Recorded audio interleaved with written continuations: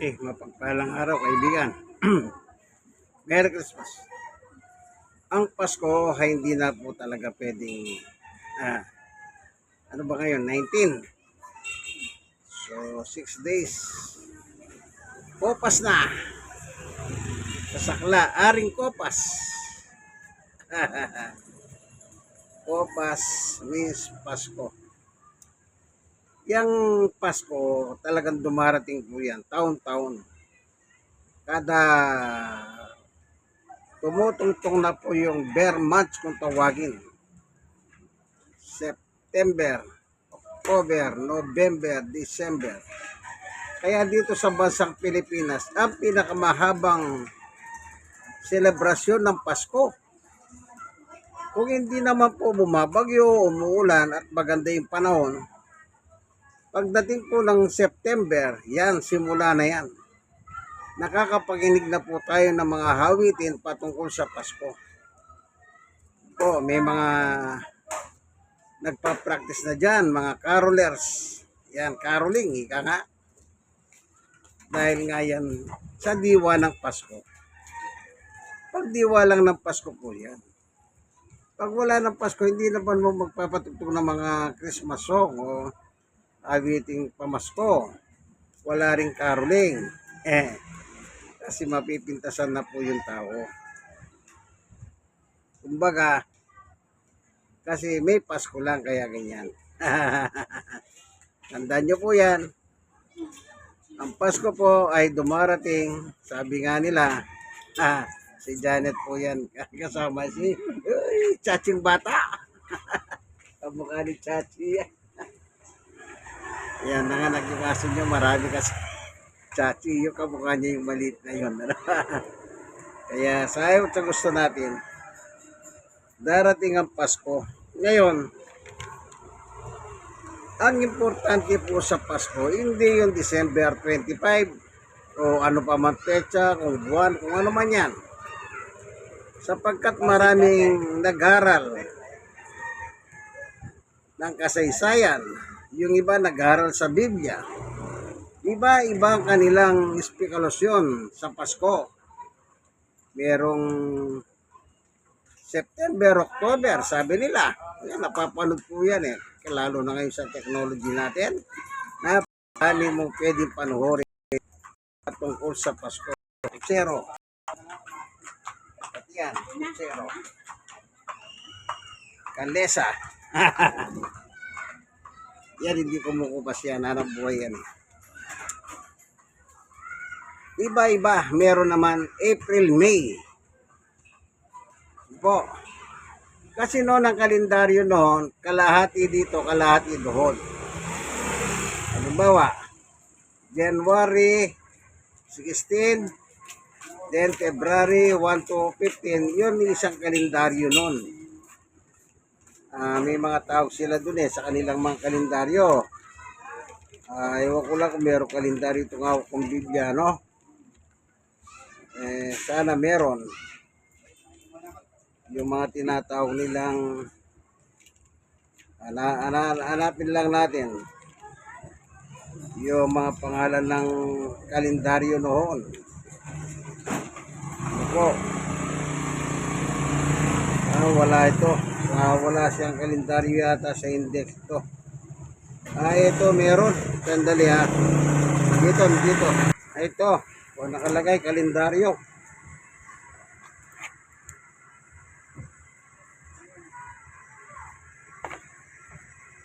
Unang buwan. Sa tekstong Hebreo, tinatawag na Nisan o kaya Abib. Yan. Ikakalahati yan. Ngayon, sa panahon natin, pag January lang. Noon yung kalendaryo nila, yung kalahati. Sanabi ko nga sa inyo, yung December 16, tapos, January 16 to February 1 to 15. Isang kalendaryo yun. Ganon sila noon. Po, kaya, hallelujah. Halimbawa, yung unang kalendaryo, Nisan o Abib. Katumbas nito ang kalahatiang Marso hanggang kalahatian ng Abril. Yan, ganun ang kalendaryo nun. Kaya sinasabi nila, kung ipopokus natin sa kalendaryo natin, diyan daw pinanganak si Jesus. Eh, kanya-kanya po sila ng pagtalakay. Kasaysayan, Biblia, pati yung kapanganakan ni Jesus na bago siya manganak ni Maria, pumunta siya kay Elizabeth na si Elizabeth naman ay 6 na buwan ng buntis. Kumbaga matanda ng 6 na buwan, yung pinagbubuntis po ni Maria na si, sino ba yun? Sino ba yung anak ni San Juan? Matanda ng 9 na buwan. Kaya marami pang mga pag-aaral, iba't ibang. Pero ang totoo, ang pinakadiwa ng Pasko, yung pinadala ng Diyos ang kanyang anak o tagapagligtas. Ano po? Halimbawa, yung tinatawag nilang puso ng Biblia. Dito sa 1:16, 1:3:16, ganito po ang nakasulat. Sapagkat gayon na lamang ang pag-ibig ng Diyos sa sangkatauhan, kaya ibinigay niya ang kanyang kaisa-isang anak, si Jesus po yan, upang ang sino man sumampalataya sa kanya hindi mapahamak, kundi magkaroon ng buhay na walang hanggan. Yan. Ibinigay. Kaya nga, ang isa sa mga parte ng Pasko, yung pagbibigayan. Ika nga, ang Diyos ang nagbigay ng regalo sa sangkatauhan. Sino ang kanyang binigay na regalo? Wala pong iba kundi yung kaisa-isang anak niya na si Jesus. Kaya tinuturong nilang Biblia ng pag-aaral, ang Pasko ay ang pagbibigayan. Ano pa? Pagpapatawad ng kasalanan. Kasi po, sa iyong pananampalataya kay Jesus, doon sa 1:3:16, dito naman po sa nakalagay sa Gawa 2:26, mismo ang Panginoong Yesus po ang may sabi. Ganito naman ang nakalagay sa Gawa 26:18, second paragraph. At sa pamamagitan ng pananampalataya nila sa akin, sabi ni Jesus, sila'y patatawarin sa kanilang mga kasalanan at mabibigyan ng lugar kasama ng mga taong ginawang banal ng Diyos. Kita niyo po? Sa pamamagitan ng pananampalataya natin sa ating Panginoong Yesus, yun ay parahan ng Diyos para mapatawad ang ating mga kasalanan. Kaya siya po ay binigay. Ika nga ng iba, siyang unang nagbigay ng regalo. Wala pa tayong naibibigay sa Diyos. Ang Diyos ang nagbigay na. Sino ang kanyang ibinigay? Wala pong iba, kundi ang kanyang bugtong na anak na si Jesucristo. Nasa pamamagitan ng pananampalataya natin sa Kanya, mismo ang salita ng Panginoong Yesus ang nagtitiyak. Anong sabi niya? Sa kanilang pananampalataya sa akin, sila'y patatawarin sa kanilang mga kasalanan. Kaya napakahalaga po ng diwa ng Pasko. Ang Pasko po, o si Jesus po, ang sentro ng Pasko. Lagi niyo pong tatandaan yan. Maraming mga debate nagaganap po dyan. Kesyo hindi naman daw Disyembre, kesyo sa Abril or Mayo, kesyo Septembre o Oktobre. Kasi nga, pinagbabatayan nila doon sa mga pastol tupa na nagpapastol ng tupa sa kinagabihan. Siyempre naman, kung yung Disyembre daw po, ayon sa kasaysayan sa istorya, history, nagyayelo noon, kung minsan umuulan pa, sabi nila. Kaya napaka-imposibleng merong magpastol ng tupa pagdating ng gabi kasi malamig. Kawawa daw po yung mga pastol at yung mga tupa. Kapag malamig na ganyan, ang sabi nila, nakakulong lang yan, hindi sila nilalabas. Yun ang isang matibay na ginagamit nilang batayan doon sa libro ng San Lucas. O, tingnan natin. Sa chapter 2,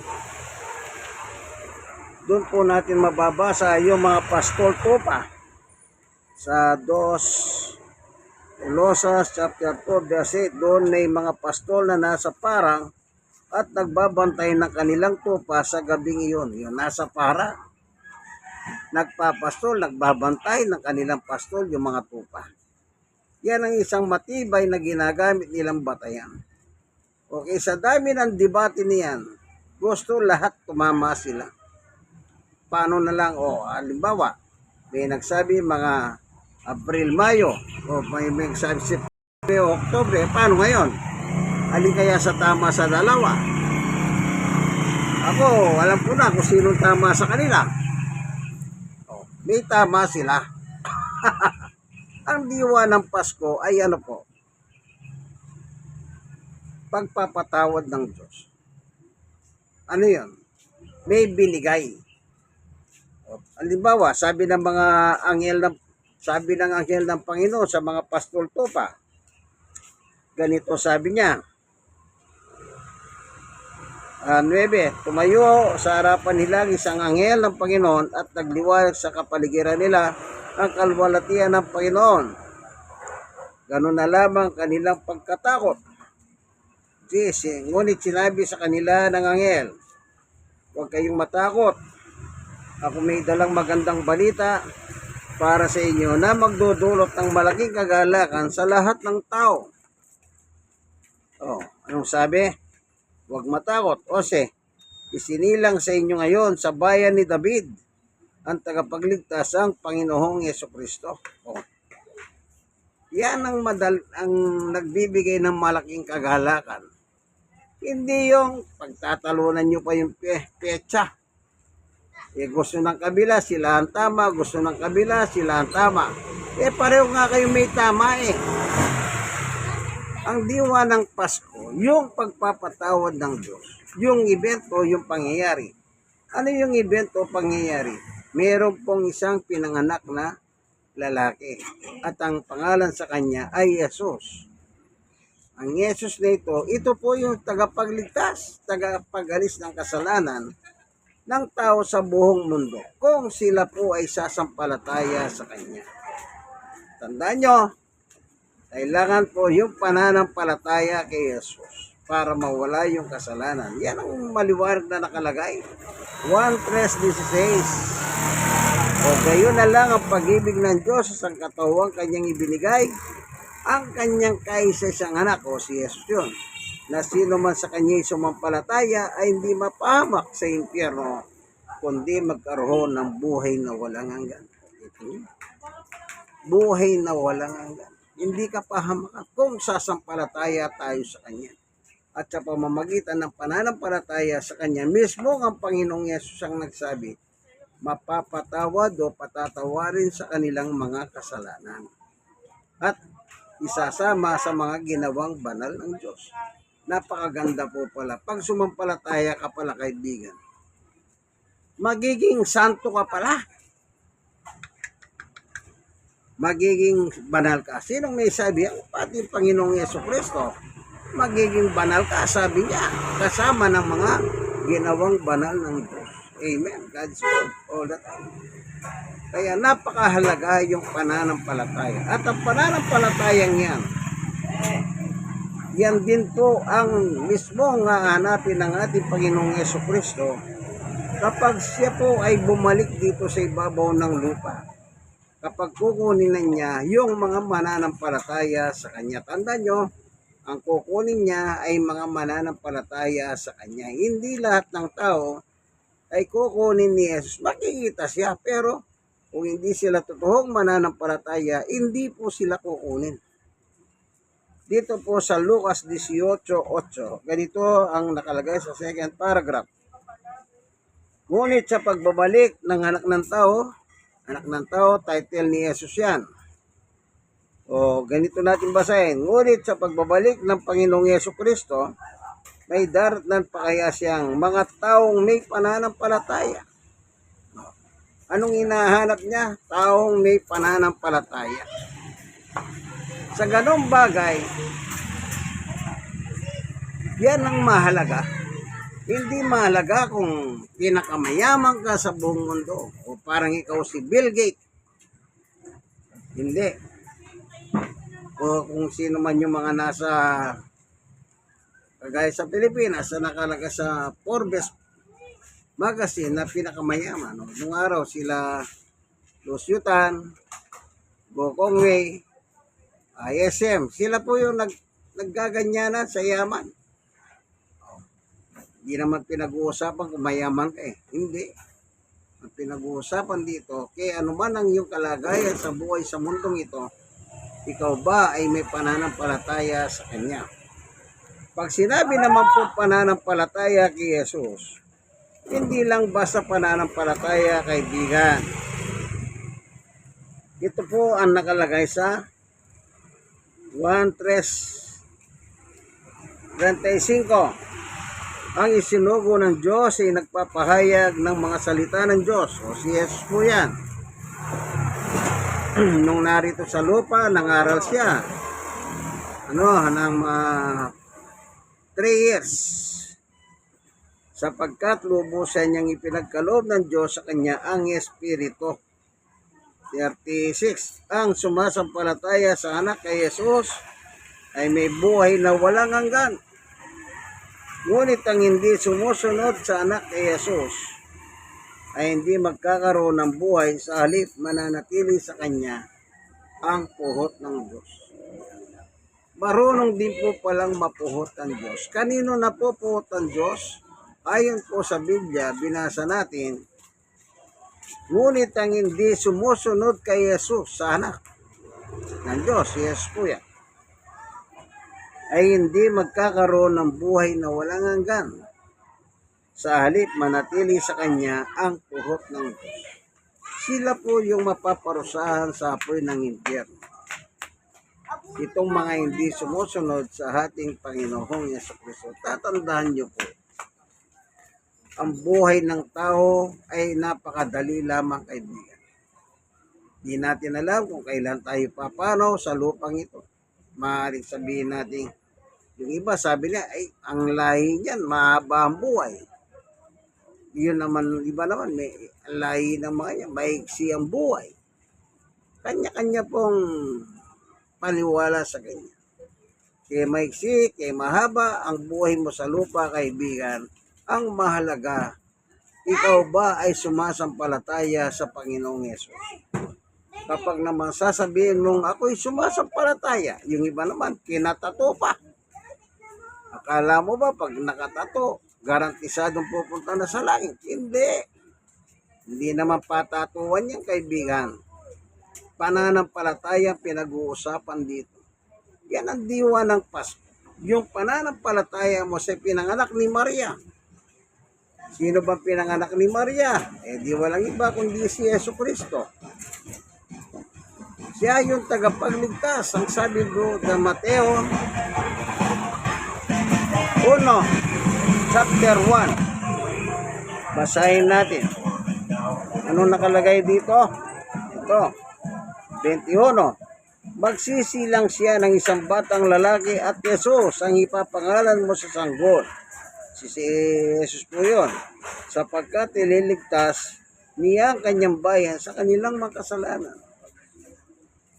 Jesus, ibig sabihin, tagapagligtas. Jesus means the Savior. So, anong dapat natin gawin, kaibigan? Ayan. Yung pananampalatayang totoo, yung may kalagip na pagsunod. Yun ang totoong pananampalataya. Pero sasabihin mo, ako nananampalataya kay Jesus. Diboto ako ni Jesus. Diboto ako na. Yung iba, akala ko, budang galing, diboto daw, diboto. O baka naman dibote. Saan ka nakakita, bang pinoprosesyon nila yung imahe ni Kristo, mga diboto yung nakikipagprosesyon, nakikita mo, nabala sa prosesyon, nagtungga-tungga ng alak. Yung iba naman, yung mga bakla, sumasayaw, pakending-kending, paliyad-liyad. Anak ng tedeng. Yung mga iba naman, may babae pa, halos kita na yung pisngi ng langit, sabi nga nila. Yan ba yung mga karapat dapat? Hindi, kalaswahan ang dala niyan. Tapos sabi nila, mga deboto daw sila. Yun nga po sabi ko baka hindi deboto, debote. Bote ng alak, toga-toga, habang nagpuprosesyon sila. Mali po yun. Wala po sa Biblia. Tatandaan po natin sa ibabaw ng lupang ito, kaibigan. Ano ka man kalagayan, mayaman o mahirap, ano man ang iyong kulay. Ang importante, yung pagsunod mo. Pag sumusunod ka, ibig sabihin, totoo kang nananampalataya. Pero kung sasabihin mo nananampalataya ka, pero hindi ka naman sumusunod, at klaseng pananampalataya yan. Maling pananampalataya kasi hindi ka sumusunod. Yung iba nga, sabi mo, pinatato pa. Yung buong likod, pinatatato. Yung iba dito. Hindi po patatuhan yan. Mga pa, bawal pa nga pagpatato sa isang tao. Bawal na bawal yan. Oh, bawal po yan. Tandaan nyo, bawal. Sige, hanggang dito na lamang. Merry Christmas po sa inyo. Kaya ang pinakamensahe ng Pasko ay walang iba kundi si Jesus, ang ating tagapagligtas na binigay ng Diyos sa lahat ng tao. God bless us all. Ito po inyong kaibigan. Ito ang inyong kaibigan kay Jesus, Brother Manny Bautista. Ikuay salud. Thank you for watching. Po. Sana meron kayong natutunan, kaibigan. Sana meron pong maiwan sa inyong puso. God bless us all. Thank you for watching. Yung kaibigan kay Jesus, Brother Manny Bautista. God bless us all.